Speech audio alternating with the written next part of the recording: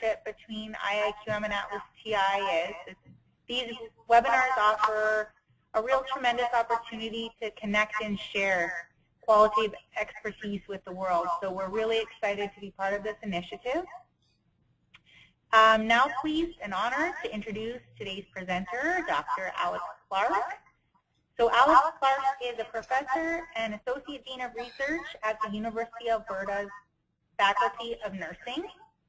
His research draws on complexity theory to understand health outcomes, and his special interests are in secondary prevention, cardiac rehabilitation, disease management, and self-care. Dr. Clark has been published in some of the world's most impactful journals, which include the British Medical Journal, Journal of Advanced Nursing, Social Science and Medicine, and Heart. In 2011, Dr. Clark was awarded the status of Young Global Leader by the World Economic Forum for his work locally, nationally, and internationally as a mentor to promote academic excellence in doctoral and postdoctoral researchers. He is the chair of the IIQM Advisory Board, and for 4 years has been co-chair of Qualitative Health Research, the largest conference in this area in the world. I will now pass the floor over to Dr. Alex Clark. Thank you, Amanda. I'm going to give Alex the screen to you, and just a few things, okay? Please write your questions using the questions pane in the control panel, and Dr. Clark will speak. Well, the original plan was that he would speak for 40 minutes, but maybe, Alex, you can adjust given the circumstances and maybe speak a little bit less so that we have time for some questions and answers, okay? So Alex, now you are the panelist, and please, now it's in your hands.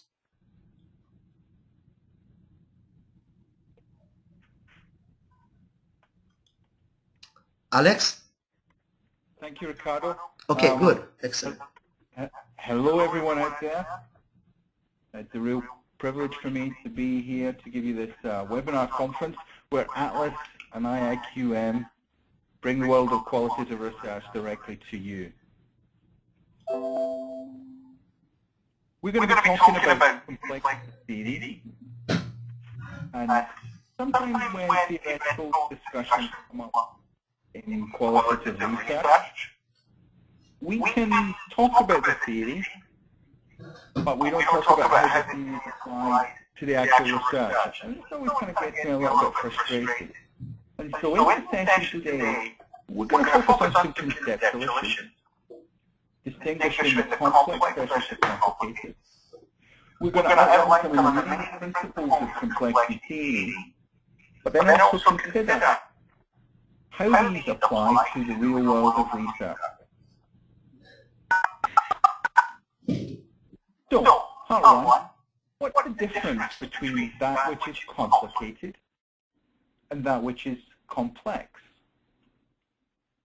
Well, things which are complicated, the outcomes tend to be reliably predictable, particularly with the help of mathematical analysis. There's a constancy, control, and certain assumptions about the closedness of the systems that are at play here, which means that we can be sure if we follow the right mathematical analysis, the outcome we're achieving is attainable with a high degree of certainty. So, for example, sending a rocket to the moon is complicated. It is indeed rocket science, but if we follow the mathematics correctly about the path of the Earth and the orbit and the orientation, we're fairly secure with a high degree of probability that our rocket will go to the moon. In a similar way, we follow the recipe with a degree of control over the temperature and the ingredients, and we can be sure that we're going to come up with the right product at the end of it. In our design, we can know where the parts fit together, and there's a constancy to them. There's a predictability to them that we're going to end up with the outcome that we're expecting. And in a similar way in electronics and technology and computers, in chemistry, around the way chemicals react with each other, and in engineering. In these fields, we're fairly sure what outcomes we're going to get, because whilst they are complicated, if we follow the mathematics, we're going to have a high degree of success. Okay then, what about the complex as opposed to the complexity?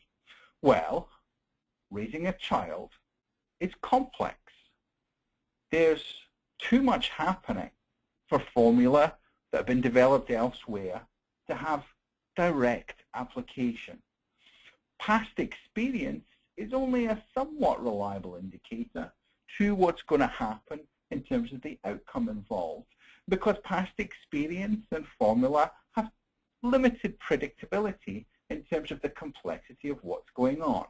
There is effectively too much going on. There are too many systems at play. And because raising a child is complex, and because context is so important, you can do the same thing with two different children. They could be your children, and you're going to come up with two very different kinds of outcomes. Why? That's because raising children is complex. And we see this complexity around us in many, many different things. We see it in the world of economies and business. And you can see that all over the world, all these businesses haven't perfected the art of profitability. Why? Because profitability and economies are complex. In our organizations, we haven't perfected the art of leadership and organizational management. Why? Because people and organizations are complex. And in our classrooms, we haven't perfected teaching effectively. Why? Because learning and people and context, well, these are all complex things that then impact on learning. So that is the difference between complexity and complicated. And let's take that a little bit further and think about some key principles of complexity theory that we can apply with this example of raising a child. And this thinking really dates from some of the work that I've done in the recent past in terms of the references there you can look up, but has a longer history within the social sciences. So for example, in the 1960s, through the cybernetic movement and systems science, through the 70s and dynamic systems theories, through the 80s, 90s, and 2000s, lots of the concepts we're going to talk about here have been played out in various different fields. So first of all, I'd like to talk to you about the concept of stratification. And stratification is this notion that things can exist at different levels. It's a sad reflection, but wherever we are in the world at the moment, we are ultimately just a collection of cells. I am, I humbly say, just a collection of cells. But I'd like to think that I was actually more than that, that I am cells that form biological systems. And that I'm not just a collection of biological systems, but I'm also a psychological and social being as well. And I'm a psychosocial being who exists in a community too.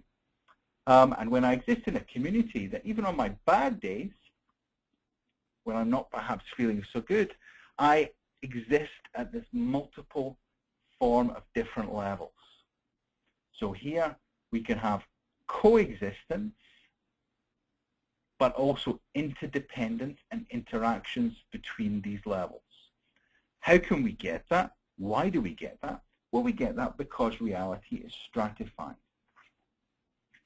And within this stratified approach, causation is complex. Factors within these levels come together in complex ways with each other, between rows and across rows. And they come together in ways that aren't just linear.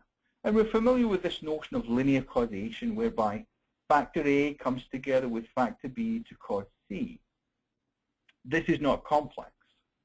A complex approach would see causation as being far more generative from lots and lots of different factors. Some of these factors may be contextual, some of them may be cellular, some of them may be psychological. But when these factors come together in certain circumstances, they can then generate outcomes of interest. So causation in a complex ontology is not linear, but generative. Other elements of complex systems are flux, change, or as we would like to say, learning and adaptation. So systems aren't static, but they evolve. There's a dynamism and an evolution. And what may be the case at one point in time may not be the case at a future point in time. And in relation to what determines changes in outcomes, there tends to be distributed control. And this is in contrast to some of the psychological research looking, for example, at single psychological moderators. In complex systems, control tends to be distributed through those systems at different points. The concept of emergence. This notion that two things can come together to create something new that's distinctive and very different from those initial component parts. And the analogy we often use here is carbon coming together with oxygen to form carbon dioxide, or hydrogen coming together with oxygen to form water, the components of which are very, very different than the things that made them up in the first place. And when you apply this to social things, this brings a whole new dynamism whereby new things can be created within that complex system that are actually quite separate and different than what was there before. And finally, demi-regularities. It's a long word, but it really just refers to the semi-patterning that exists in complex systems. A patterning that has many exceptions and can throw up surprises. But because this semi-patterning exists, the world is neither chaotic exactly and entirely without predictability, and nor is it indeed uniform, whereby things operate in a law-like fashion. Rather, in relation to social phenomena, there are patterns there. There are patterns that happen with sufficient regularity to exist, but there only are the semi-patterns, that there are always exceptions and surprises.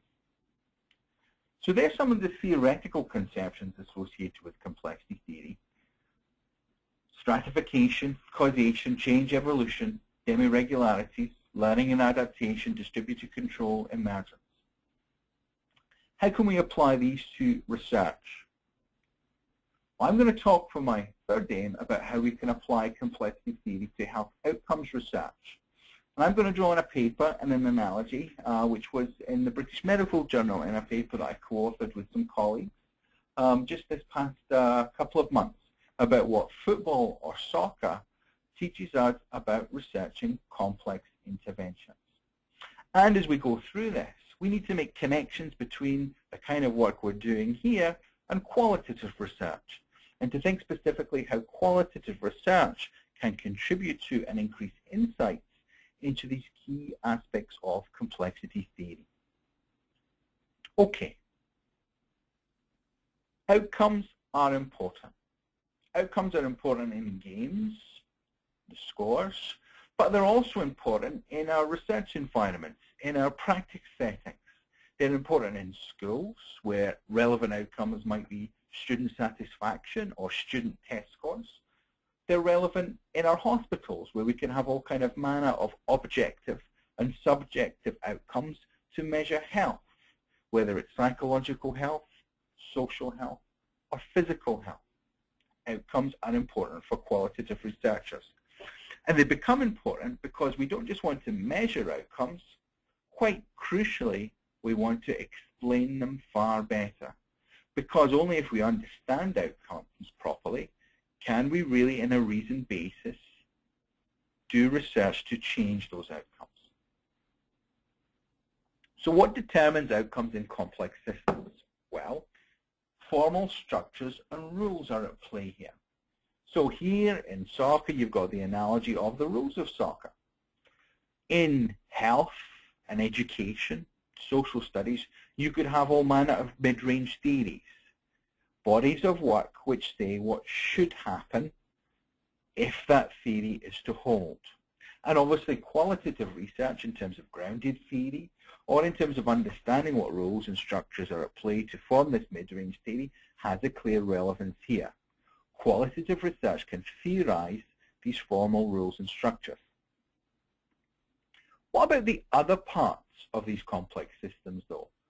What about the components or parts of these systems? This would be analogous to the teams taking part in a soccer game, but it could be the teachers and pupils in an education environment. It could be the patients and the health professionals within a health environment or hospital. Clearly, all these people have elements to them, and their elements have elements. So you can have a human being, but characteristics of that human being, some of which are important. And these human beings can exist more in terms of wholes, as teams, or as populations, but they can exist in terms of parts, or indeed parts of parts as well. And it's important for qualitative research to describe what is going on in terms of these complex systems, in terms of the components that compose them, to theorize what those components are, and to describe them in sufficient detail, and to focus on the right things in those descriptions. Qualitative research should theorize and describe the parts of the complex system. But which parts or subcomponents are important? Now, many of you will know who this gentleman is. This is Lionel Messi, the 4-time World Player Footballer of the Year. This gentleman is Mr. David Beckham, also very famous world-class footballer. This player is me. Now you'll see, if you were to compare these gentlemen, we each have 2 arms, we each have 2 legs, we have, dare I say it, similar hair. For all intents and purposes, we look very similar. However, if you were to observe us on a football field for even a fairly brief period of time, you would realize we are not similar in relation to the things that are most important within that complex system. Some things matter, and some things don't. Some things matter more in particular in our complex systems, and some things don't. And the things that don't matter may not be the most obvious things, and the things that do matter may be the least obvious things or the less obvious things. And qualitative research can theorize about what parts and subparts are most important in our complex system. We need to do field work with qualitative research to pick out these parts. We need to use rich observational data to get to the heart of what's important, and we need to generate sophisticated and rich theories so that we don't mistakenly think that because the parts look the same, that they are the same.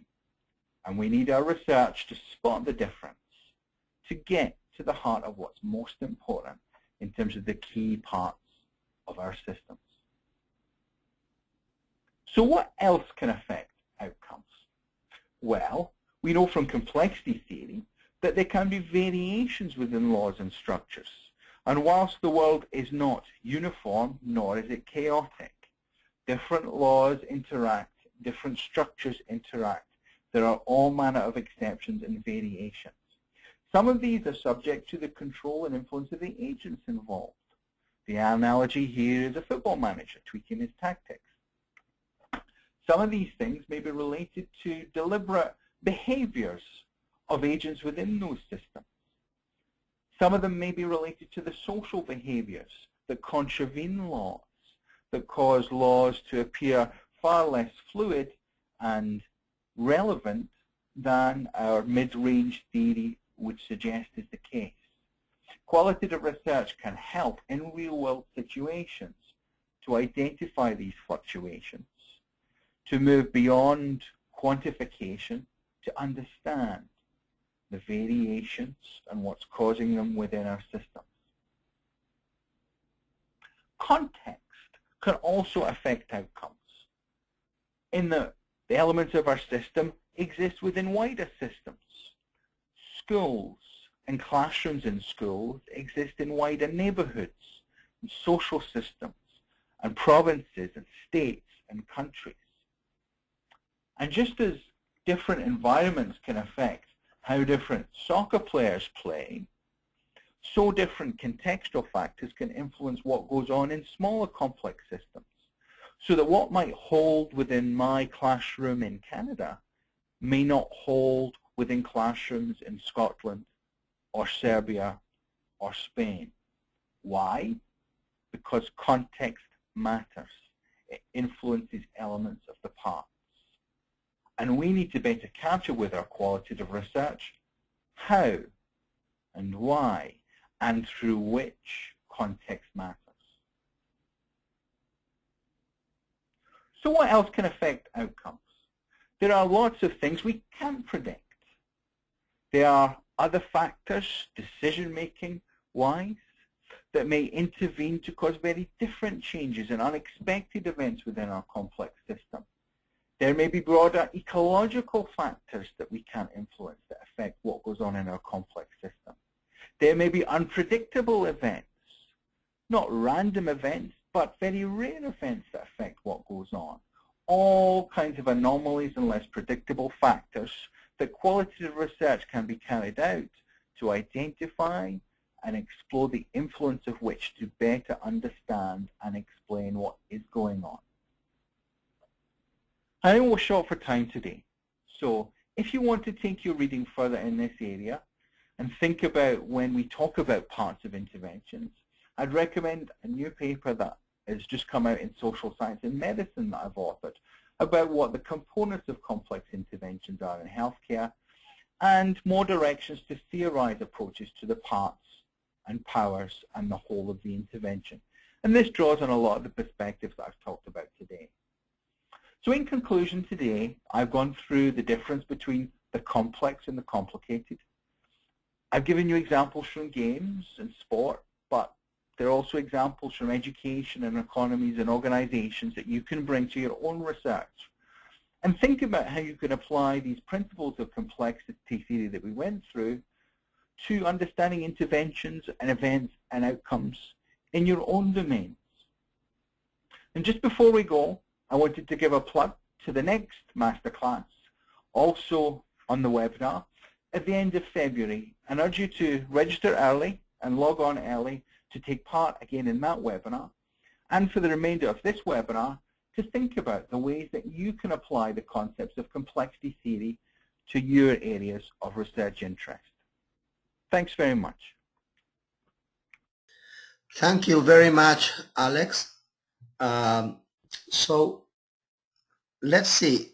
Anybody has any questions at this point? Alex, stay there. Keep your PowerPoint open. And I'm going to see if anybody would like to ask any questions to Alex. You can write your questions down, and let me see. I don't have any questions written down, but I do have some hands that are up. Melissa, your hand is up. Would you like to say something? No. Susan Slaughter, your hand is up. Would you like to say something, Susan? No. Let me see. Nancy Lucero, your hand is up. I'm going to give you the microphone. Nancy?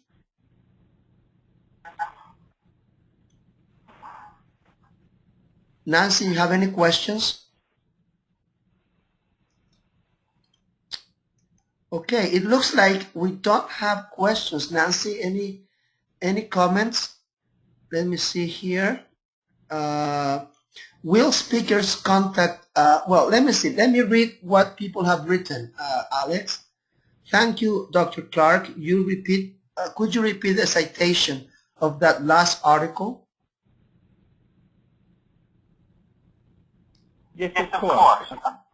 The last article that I referred to was an article that was in Social Science and Medicine.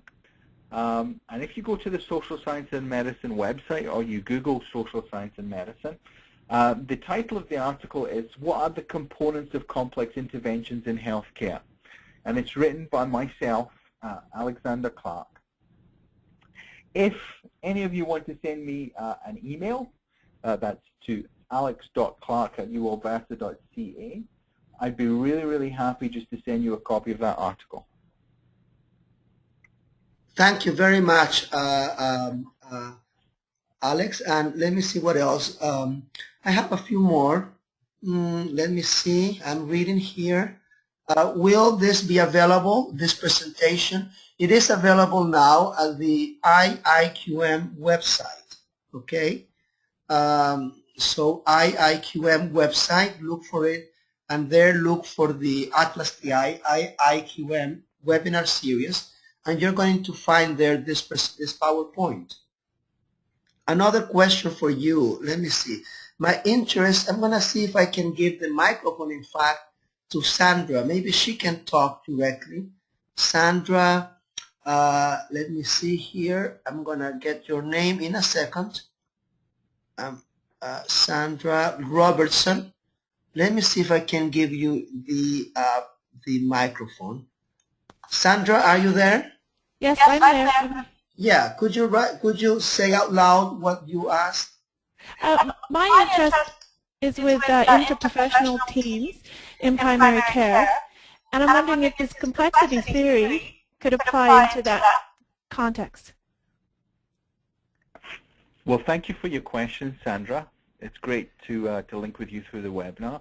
I think this kind of work has huge relevance for any kind of team, but I think for a primary care team, it's a special relevance, whereby you have different professional groups, different educational backgrounds, different sex, gender issues going on there, working around the same patient who's also a partner and stakeholder within that primary care team, and within an environment as well that can vary in terms of urban or rural, in terms of culture, and in terms of relative income.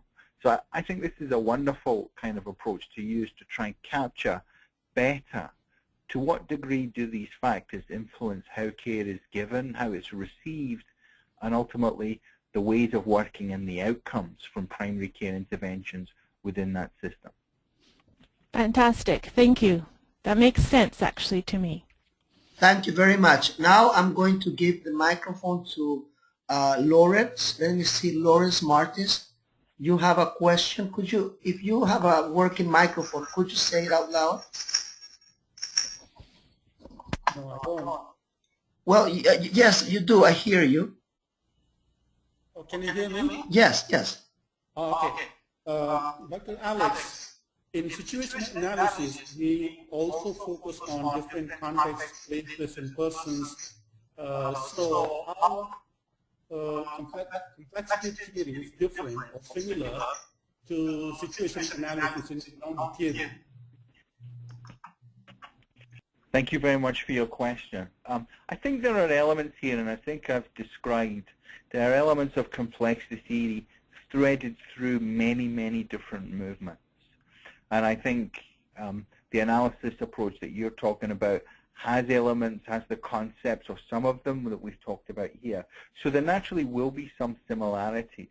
I think it's important, though, that sometimes we don't just take a particular approach that's quite codified and fixed, but we do go back to the assumptions and the principles of that approach, and then we can kind of develop our own methods using qualitative and quantitative research based on those principles and tailor them for our own needs so that they are maybe a bit more flexible and a bit more adaptive. But I do take your point that many of these concepts are threaded through other research approaches as well. And if you found that approach useful for you, I would suggest that you carry on using it. Okay. Thank you. Thank you. I'm gonna give the microphone to Cynthia. Cynthia, let me unmute you. Can you talk, Cynthia? Well, it looks like she cannot, but I can read to you what she said. Just give me a second. She said the following. She said, I missed the beginning of this talk. Can Alex give us an example of how he has incorporated these concepts into his practical research? Yes, it's a very good question, Cynthia. Some of the qualitative work that I have done, for example, has been to understand self-care in relation to heart disease. So to conceptualize self-care as an outcome, but also as part of a bigger process that exists within a complex system, and then do mainly qualitative research for me to understand, using interviews and focus groups, what is going on within the various complex systems where the patient is existing that is influencing that self-care. And for a complexity theorist, that sounds quite basic. But in my field, mostly we think that if we tell patients what to do, and sometimes if we scare them about what will happen if they don't do that, that will be enough to get them to engage in the health behaviors to care for themselves. And the reality is often patients don't do that, and we don't understand why. And the reason why is because self-care is complex. And as soon as we make that conclusion, we need to take a complexity lens and start to unpack what is going on to influence self-care in that complex way. It's a very good question. Thank you very much. I am going to give the microphone to Dennis Amando. Dennis, your hand is up. Do you have a question? Okay, I don't hear anything from you. I'm going to go to Mary Converse. Your hand is also up. Do you have a question, Mary?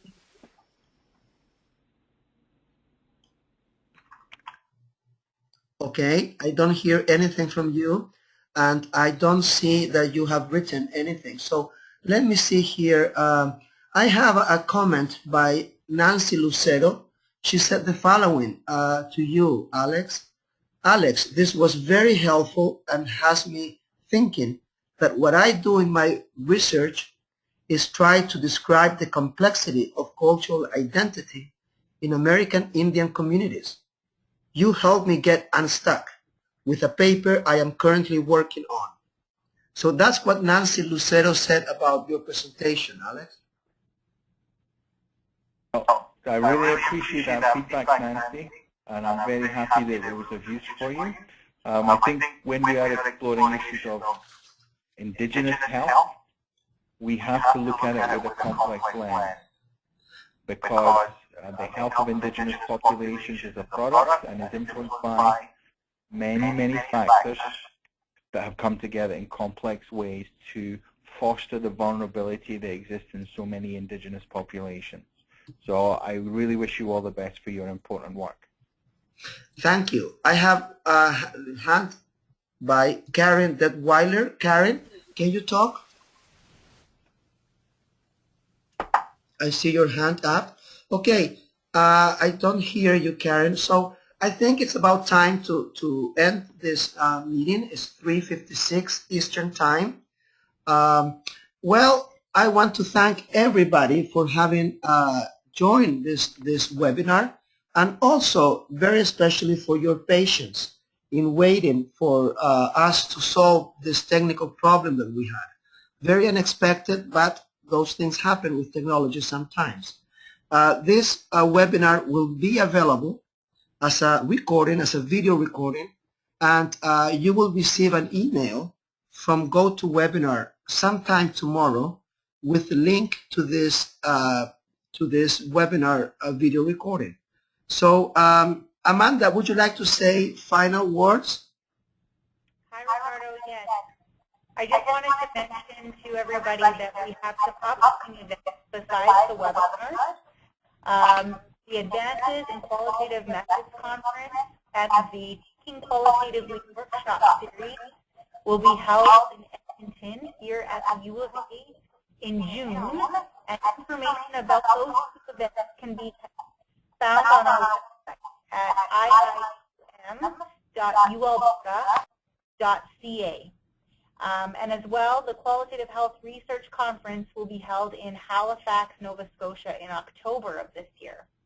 So information on all of those events can be found on our website. Thank you, Amanda. And to finalize, I am very, very excited about the potential of this collaboration between ATLAS.ti and IIQM. I think that we can do a lot of interesting things on behalf of the international community of qualitative researchers. So please pay attention to the activities that will be coming up. I would like to add that in addition to this webinar series, we are co-sponsoring a thesis and dissertation scholarship. So if you have students that are doing research employing qualitative methodology, please tell them about this wonderful opportunity and tell them to contact either myself, Ricardo Contreras, at training center at IIQM-ATLAS.ti.com, or go to the IIQM website. Thank you everybody for having joined us from so many different countries, and we look forward to seeing you in the next event. Thank you everyone, and goodbye. Goodbye, Alex, and goodbye, Amanda. Yes. Thank you, Ricardo, for organizing the webinar. Okay, thank you, Alex, for this wonderful presentation. Thank you, everybody, and goodbye. Thanks, Ricardo. Bye. Bye.